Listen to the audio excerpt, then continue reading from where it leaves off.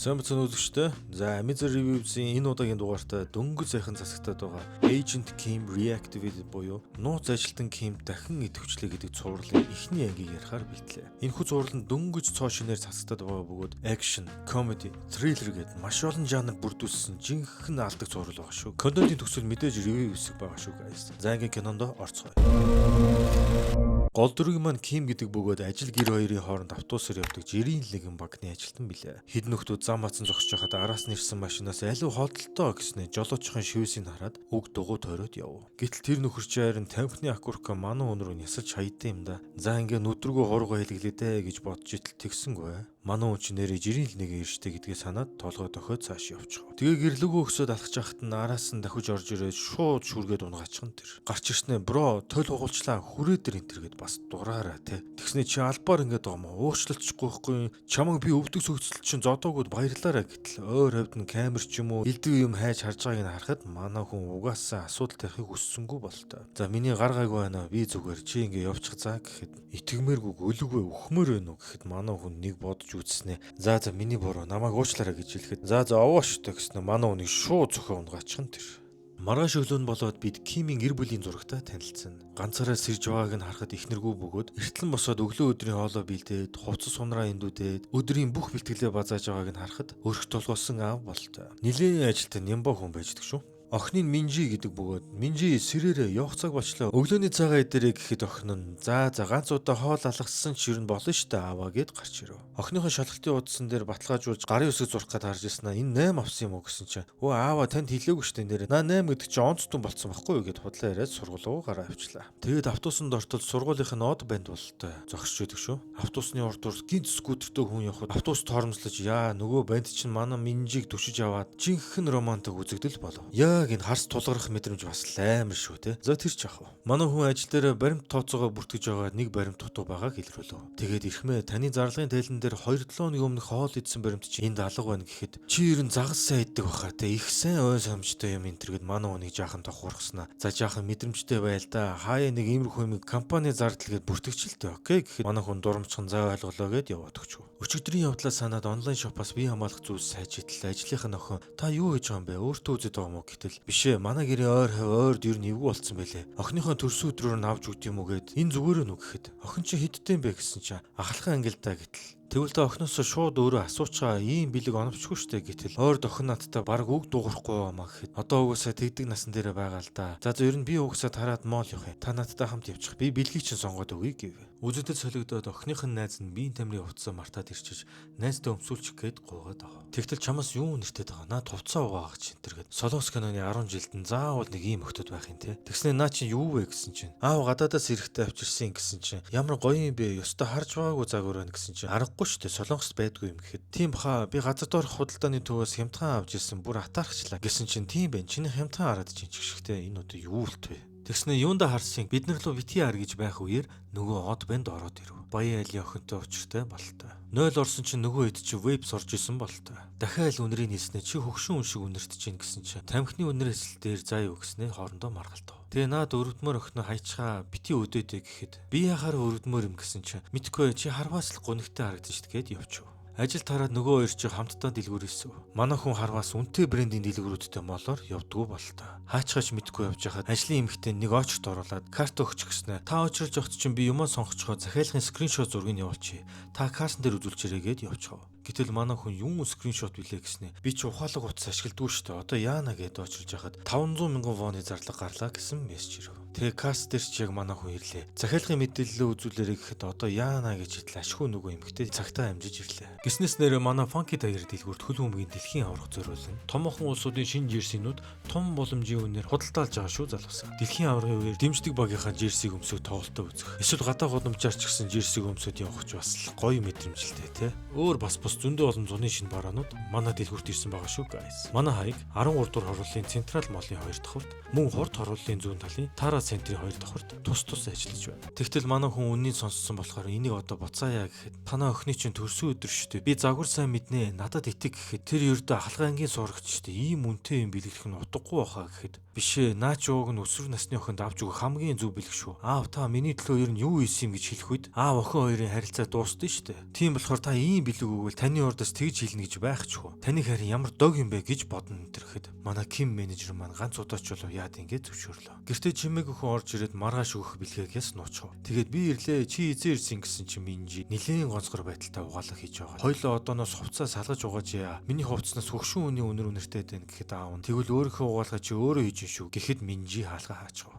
Тэгэд өрөөндөө ороод нөгөө баян айлын охины инстаграмыг ухаж хагаад нөгөө од бандын аккаунтыг олж харлаа. Зургийн доош нь скролл хийж байгаа санамсаргүй зүрхт орчихов. Яа энэ мэдрэмж бас л хогийн мэдрэмж шүү те гэсэн. Тэгсэн чинь нөгөөх нь мангар уйлан хинбэж шиг арай хурдан үгүй юу. Минжи бандсандаа шууд уцаад алдъя. Өрөөнөөсөө гарч ирснээр аав нь унтж байгааг хараад өрөөндөө орж унтаа аав гэж сэрээгээд түрүү миний хэлснийг уучлаарай гэхэд аав нь бараг сонссонгүй болтой. Өө айгуу угаахаа мартчих гэхэд заавал одоо угаагаад явахтай аав өглөө угаачихгүй юу гэд унтцгаав. Маргааш өглөө нь болж аягаа угаах гээд гарч иртэл охин нь аягаа угаачсан байв. Тэгэхээр н төрсөн өдөр нэмчин дуртай хоолыг хийхээр болов. Биеийн тамирын хичээл нь орж илаа. Гэтэл шүүгэнд нь увдсан байхгүй байв. Нөгөө найзсаа асуудал би шүүгэнд чин дээр оруулаа хийсэн штэ гэтэл түүний хувцсыг хогийн савнд хийчихсэн байлаа. Мэдээж хин хэлсэн нь ойлгомжтой. Тэгээд тамирын хувцсгүйч гэсэн заал руу явж идэл нөгөө од банд маань түүнд цамцаагч туслав. Хичээлд яваад ортол багш нь чи чин сагс тоглох чиж юу бүг өмсцэн. Өмдөө яасан гэснэ юун Ким нам хүүний цамц вэ? Өмдөг нь бас авчихгүй яасан гэж яхад цаанаас нь Минжиг маань гайхах хатаарах зэрэгцэн харж байлаа. Энэ хүн бол Минжигийн аавынхаа найз бөгөөд таквондогийн дугуулангийн багш юм уу? Эсвэл тоглоомын талбай хариуцдаг ажилтан юм уу гэж өөрөө ч гайхан зогсон байгаа харагдана. Дүрс солигдож замын цагдаа юм уу? Скул полис юм уу? Цэрэг хувцас нөхөр сенсацтай наргуу замын хөдөлгөөн зохицуулж байгаа харагдана. Сайн дурын хүн бололтой хажууд нэсэн хүмүүс түүнийг мэл гайхан харж байлаа. Тэр бол бусдад туслах чин сэтгэлтэй нэгэн гэдгээ харих замдаа өөртөө хийж байв. Ажлын байр юм уу, гэр юм уу гэлтэй байр руу явж ороод яг нууц ажиллагаа хийж байгаа юм шиг сууснаа Counter Strike тоглождаг нас те.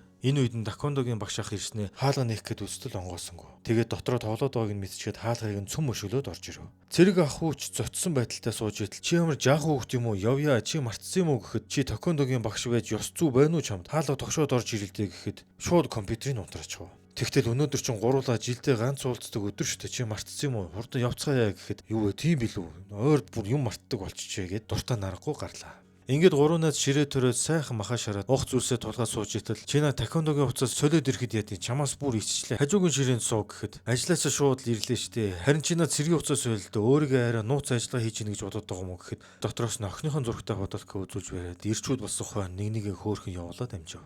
Тэгтэл нөгөө манай хүнийг цохиж авдаг нөхдүүд орж ирлээ. Энэ хоёр манай эд жахан халжчихсан. Өсвөр насны хүүхдээ өсгөх асуудлуудаа хуваалцж итэл багш найз нь чамааг ихнэрээ өнгөрснөөс хойш ийм болсныг чинь бид хүндэлж байна. Гэхдээ хэдүүлээ жилдээ ганц уулзна гэдэг чинь үнэхээр бага байна. Хаяа уулзж байл та чи одоо амьдрах хэрэгтэй штэ гэж түүнд хэлдэг. Энэ үед нөгөө бүүлийн нөхөр чинь зөөгч ахыг дээрлэж байгаа харагдана. Тамхи гараа татчилдаг хүмүүс гомдол мэдүүлээд байна гэхэд та нар гомдол мэдүүлээд байгаа мó гэхэд хүмүүс шууд буруу харж байхад манай цэрэг ахаас бусд нь өөр тийшээ харлаа. Найз нь хэрэггүй шүү хэдүүлээ одоо нүдний шил зүүж ном уншдаг дунд насныхан болсон шүү дээ. Хөөхөд охоо болсон гих мэтэр түүнийг ятгах гэж үзв. Угаасаа тооцоо ийцэн явцгаа игээд яг гарах чидэл хөөе цэргээ явж бохрын өмгөө угаах гэж байгаа мó гэснэ. Бүр араас нь ус шидээд сая үзэх гээд байгаагүй мó яасан бэ? Алив нэг 20 сунаагаад үзүүлчих гэснэ. Охиныхон зургийг хараад хөрх юм аа надад танилцуулаарай гэд даагнаасаа биш дарвараасаа гэдэг шиг жинхэнэ алуулах нь тэр. Энэ үед нөгөө хоёр нь яах чаргагүй басныг ойлгон зогсчихлаа. Ойрд галзуураагүй байсан манай хүн чилээгээ гаргаж залуучуудаар жинхэнэ наач идэх шүү. Өмнө иймэрхүү зүйл олон болж исэн бололтой. Ким бүр залхацсан гэрлэгөө явж байгаа харагдана. Нэгийг нь мөргөж хахад араас нь галын хороо зохиод бүр солиорлыг нь сэтрээчв.